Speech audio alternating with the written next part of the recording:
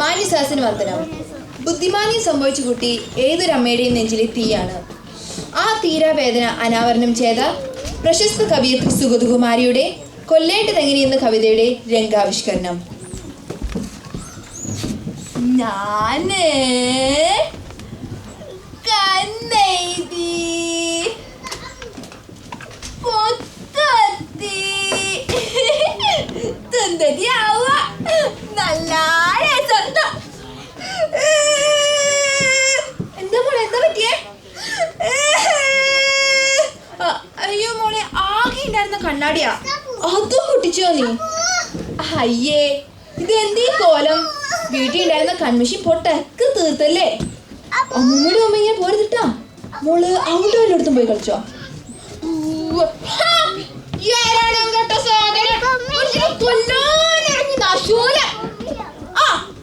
അതും പൊട്ടിച്ചാ? ഇങ്ങനെ പൊട്ടിച്ചും എല്ലാം പൊട്ടിക്കാൻ ഇറക്കുന്ന മൂദേവിയാ എന്റെ മോൻ.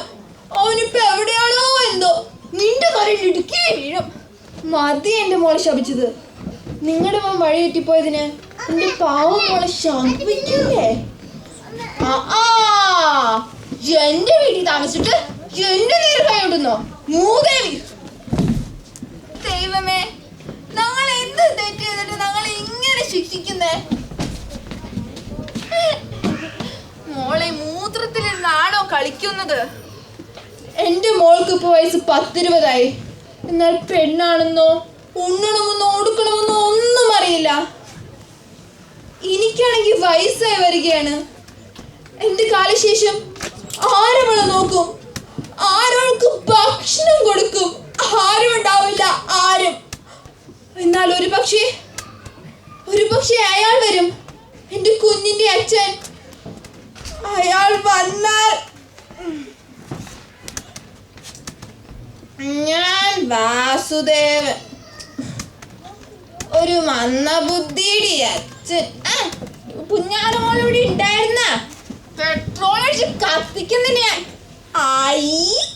അച്ഛനെ കുളിപ്പിക്കാം. എന്റെ മോളെ ഞാനങ്ങനെ വിട്ടുകൊടുക്കില്ല, എന്റെ മോളെ ഞാനങ്ങനെ വിട്ടുകൊടുക്കില്ല. എന്നാലും മുത്തശ്ശി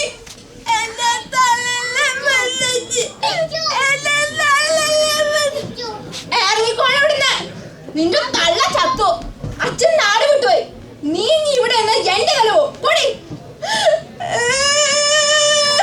குப்பி பட்டா ரொம்ப அழகான பொண்ணு. ஏன் சின்ன பாப்பா ஏன் இருக்கிற? அழாதுமா, இங்க யாருமே இல்ல.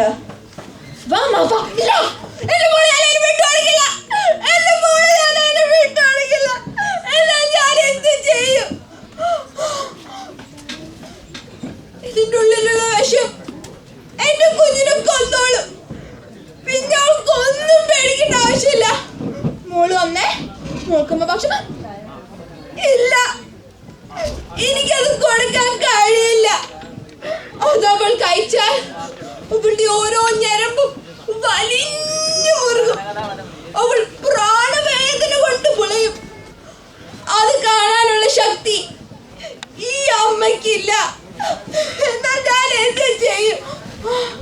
മോള് വന്നേ, മോളമ്മ താരാട്ട് പാടി ഓർക്കാം.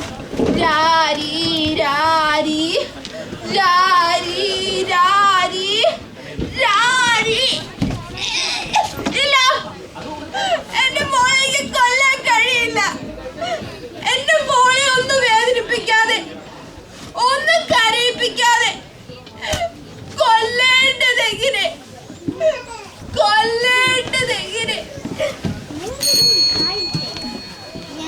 ഈ അമ്മയുടെ വേദന സമൂഹത്തിന്റെ വേദനയാണ്. നന്ദി, നമസ്കാരം.